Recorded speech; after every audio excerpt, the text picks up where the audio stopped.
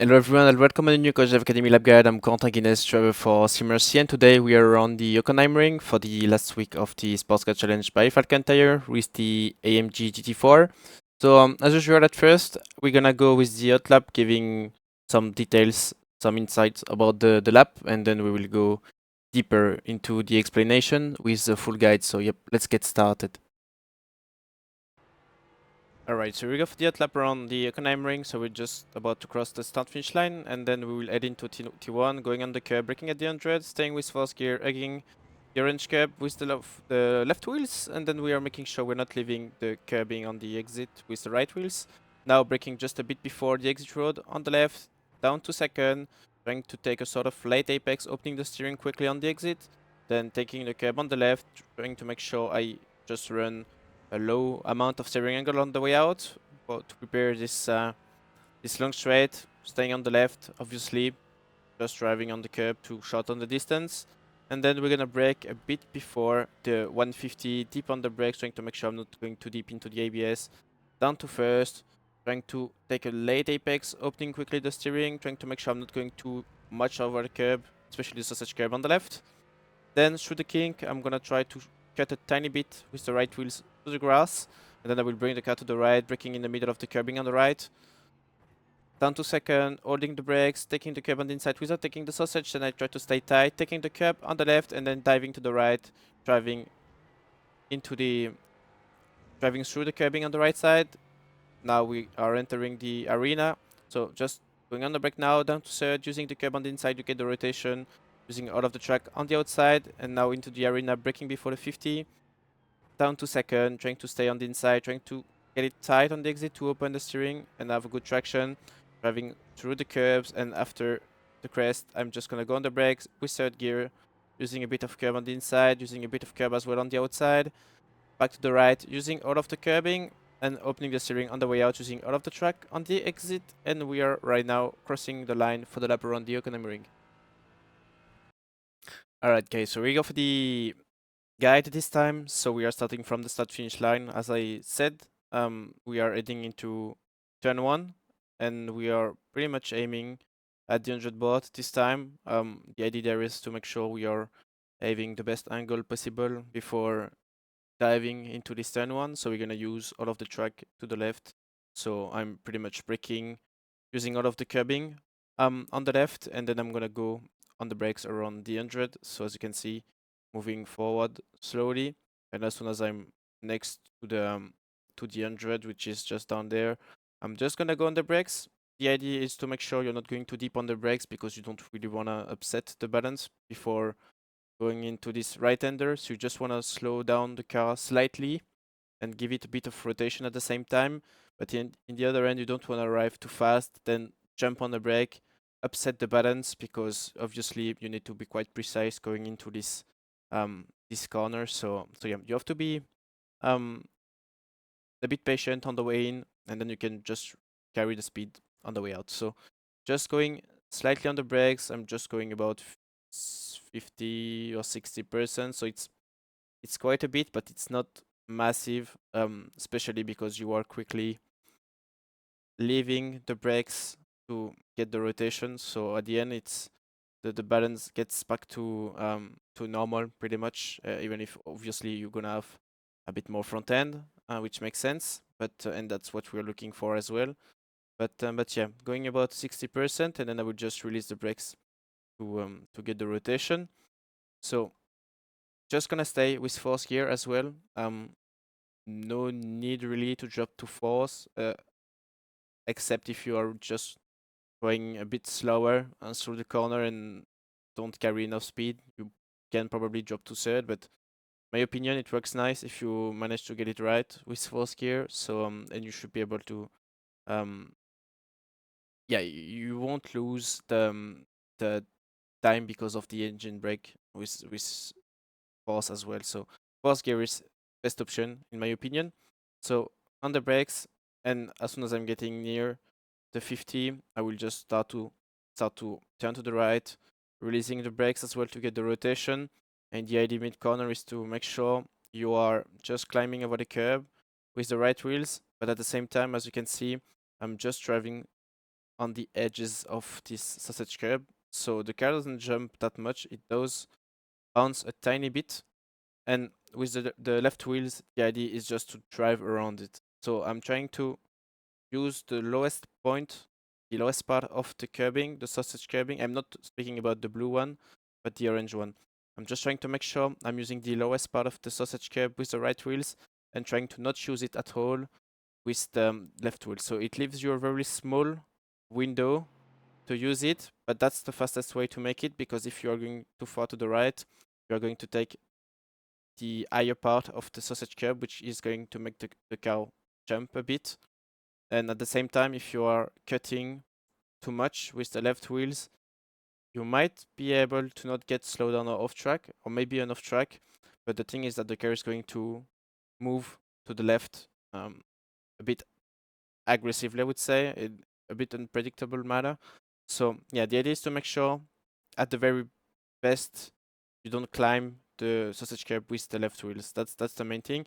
If you are not going enough to the inside, you might jump a bit because of the right wheels, but it should be still manageable. But if you are just hitting the sausage curb with the left wheels, it will most likely completely ruin the car balance, and yeah, it's going to be a bit unpredictable where the car is going to end up. So just make sure you are cutting it, but not too much. And if you had to choose, maybe cut it a bit less than cutting it too much, which can end up in an off track anyway, because the car is going to just go quick to the left because it doesn't really like taking the sausage curb with the left wheel. So yeah. Then as you can see, quite early on, just before hitting the curbing, I'm just gonna go on power. The idea there is to make sure I'm not going too quickly full power because I don't want to get the off track. As you can see, you need to keep the left wheels like basically if you had that runoff, the green runoff, you could like just draw a line like this. Basically, you don't want to drive to the on the left of this runoff. If it's not, you cannot see it there obviously because they haven't put it there. But if you had to could draw the line, like just keep going before it's actually appearing. That's basically what you don't want to cross. Don't want to go on the left of this if this was right here. So that's pretty much the reference I'm looking at in terms of track limit. I'm basically always looking at this green part when I'm on the way out to make sure I'm not going too wide and I don't take the off track. So yeah, that's what you need to care about going into turn 1. Now for turn 2, I'm just using the exit road on the left. Basically, I'm using both the 100 because it's a bit more visible when you are far away from the corner. But as soon as I'm getting close, then I can just check where the exit road is, and then I can use them both as references going into this corner. So we're just gonna brake a bit before reaching the 100. So as you can see, just between the 150 and the 100 pretty much, we're gonna go on the brake. As you can see, it's quite a big braking zone, but we have pretty much the same peaks on the big braking zone because you don't really want to get too much into the ABS to not ruin the front tires. So yeah, reaching 83% until I'm just releasing the brakes to get the rotation. So on the brakes, staying to the left until I'm reaching the 50, turning to the right, down to second, then just trying to take a sort of late apex so then I can quickly open the steering on the way out. The idea there is to prepare the long straight, so you are mostly focusing on the exit there and not really on carrying a lot of speed on the way in, because it's great to carry the speed on the way in, but if you are just too slow on the way out, especially when you have a long straight like that, after a corner like this, yeah, it can hurt quite a lot the lap time. So yeah, just focusing on the exit, and as you can see, not so many issues to put it flat out. Same for this left one, it can be a bit sketchy, so the idea there is to make sure you're not too deep on the inside before going through this left one. So that's why having a tight exit out of this this right-hander is quite important as well. So now going up the gears, up to third, trying to make sure I'm using a small amount of steering angle, up to fourth gear. Now we have the straight, so we're gonna go fast forward because there is nothing really important apart from the fact that I stay on the left to reduce the distance. Now we are approaching the hairpin, so peak is gonna be about the same. It's about 80%. Just braking before the 150. The idea there is to make sure you're not braking too late, but of course not braking too early because then you end up entering the hairpin too early and you have to put more steering angle. So you just brake before the 150, so probably like 160 or something. So yeah, about 160. Peak is about 82, 83, so pretty much like the corner before. Obviously, holding the brakes for longer because you are arriving with more speed. And as soon as you are approaching pretty much the 50, close to the 50, just gonna turn in, release the brakes. So yeah, down the gears, on the brakes, down to second, third, first, and now turning in. As I said, trying to make sure I'm turning in not too early. And as soon as I'm on the curbing on the right, I can just go on power. So as you can see, I will go on the curbing, and as soon as I'm on the curbing, I can just go on power, trying to get the rotation on the way out, trying to make sure I'm not driving on the sausage curb on the left because this makes you lose traction. So that's something you have to keep in mind. Dropping to first for the hairpin, the only corner where you actually have to drop to first. So now going for the carousel, the kink. So as you can see, it's gonna be flat out. You just cut a bit the inside because if you're not doing it, basically it brings you more to the left and it's not ideal when you want to prepare the next corner.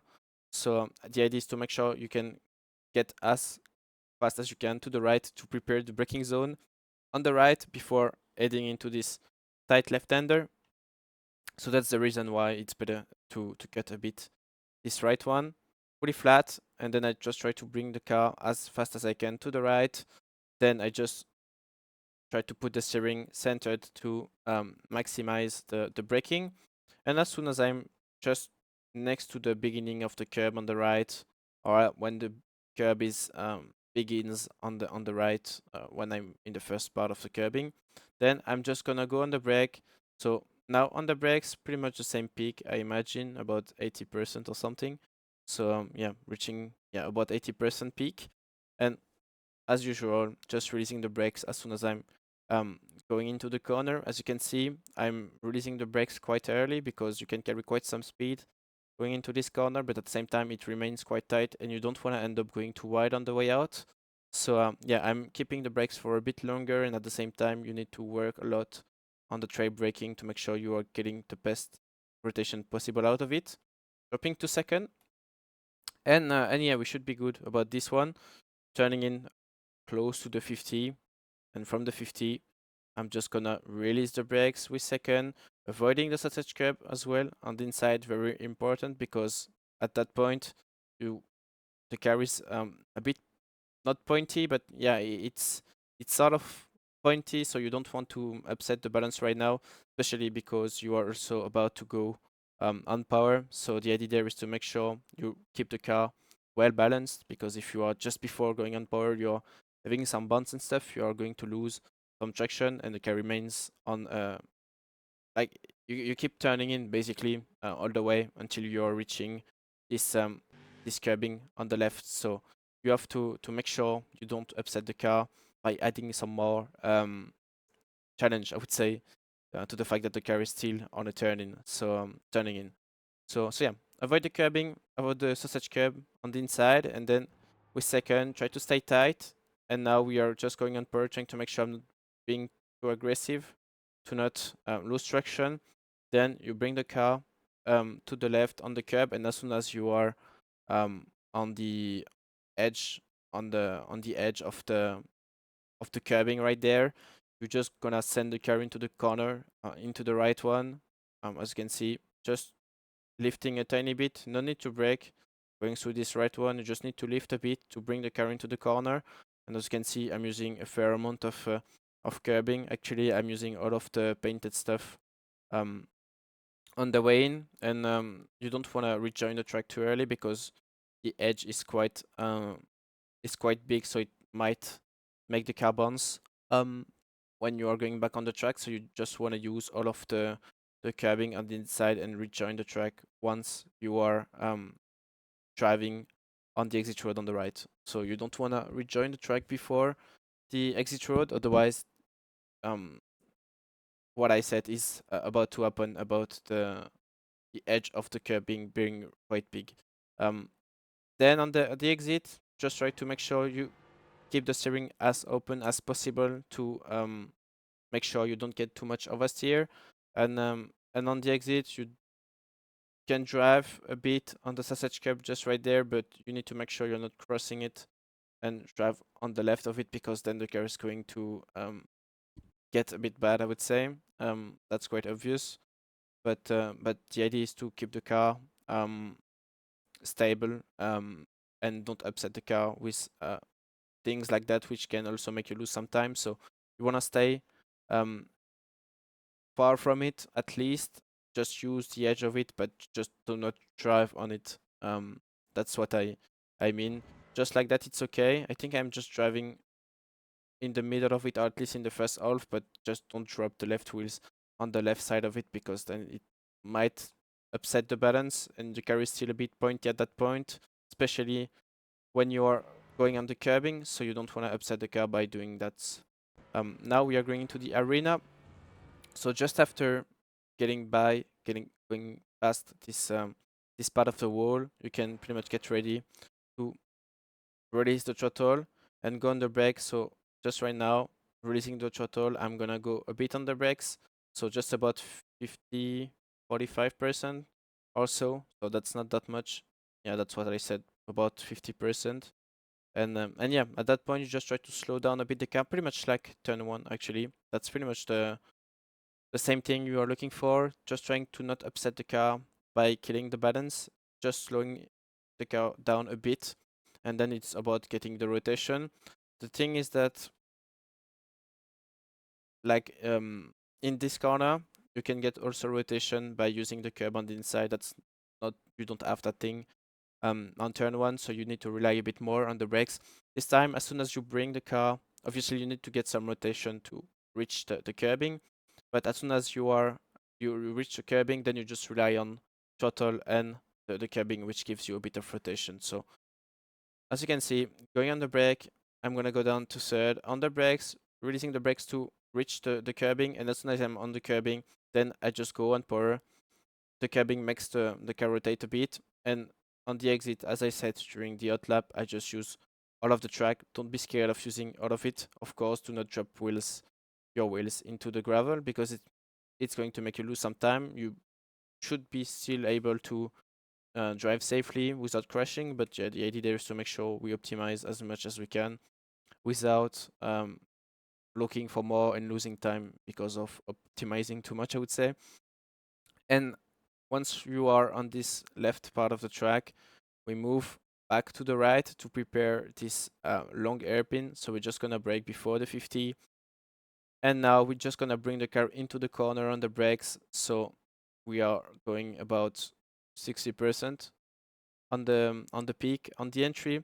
And then you just release the brakes to settle the car on the inside, releasing the brakes as well to get the rotation. And from the mid corner, as you can see, I'm just going on power, trying to make sure I build up the momentum, but at the same time trying to make sure I'm not being too aggressive, to not get some oversteer, some unpleasant oversteer on the exit, and trying to keep it tight as well, as I said during the hot lap. Down to second, obviously, first would be too low, third would be too high, so second is the best way possible to do it.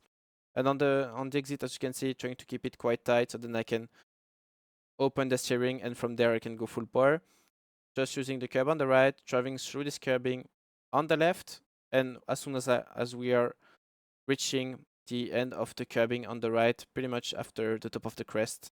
So you have the top of the crest just right here, and after the curb, at the end of the curbing, we're just gonna go on the brake. We're gonna stay with third, just keeping the car in the middle of the track and applying a small amount of braking. You don't need to brake much.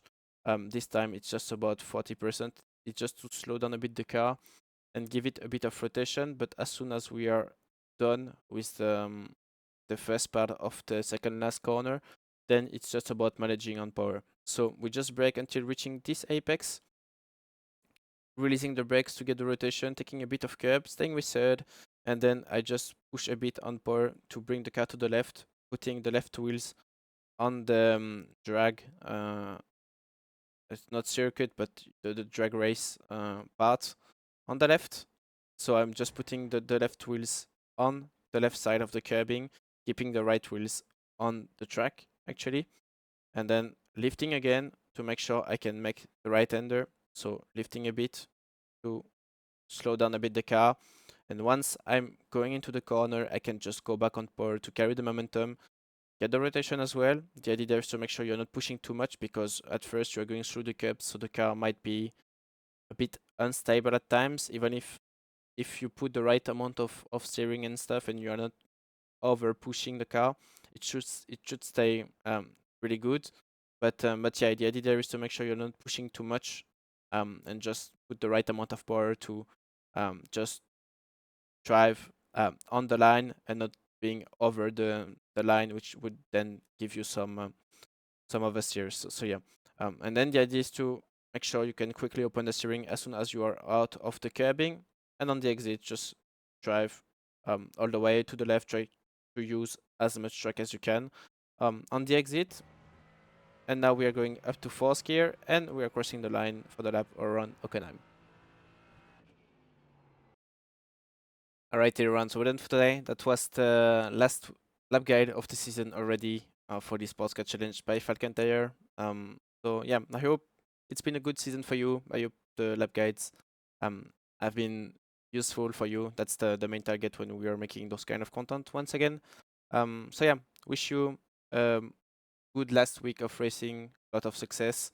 And yeah, one last time, don't forget to like and subscribe to the Coach Dev Academy channel, and join the Discord server, or ask your question in the comments if you have any kind of questions about all the work we are providing. And yeah, from now I see you next season for a new season of lap guides with the GT4. See you next time. Bye bye.